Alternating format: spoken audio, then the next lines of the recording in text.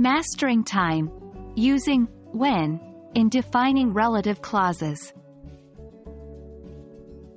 Hello, language enthusiasts. Welcome back to our channel where we dive into the depths of English language learning.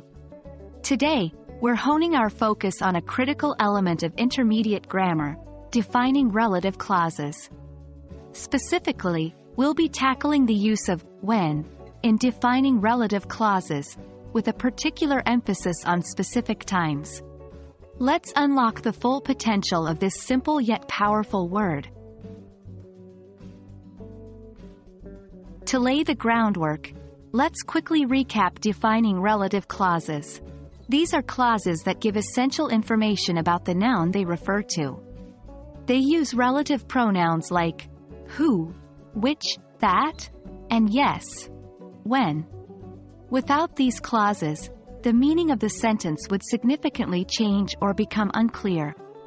For instance, consider this sentence: "The day when we met was sunny."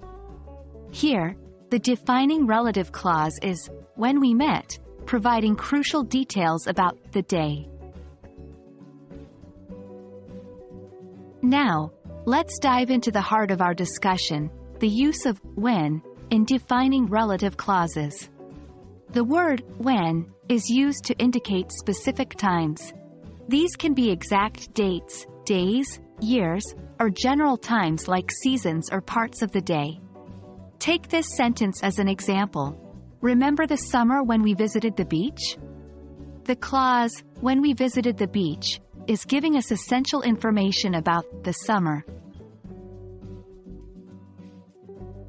The best way to grasp this concept is through practice.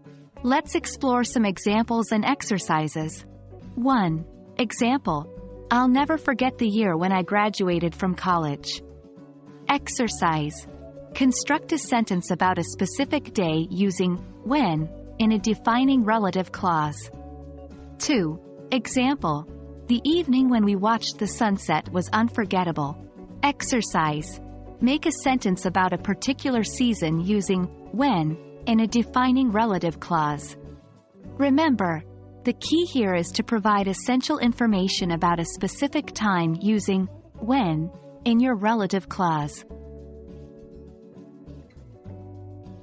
There you have it, folks. That's your crash course on using when in defining relative clauses for specific times. With a little practice, you'll be painting vivid pictures of your past, present, and future experiences using this neat grammatical tool. So, keep practicing and don't forget to explore our other videos for more insights into the fascinating world of English grammar. As always, happy learning, and until next time.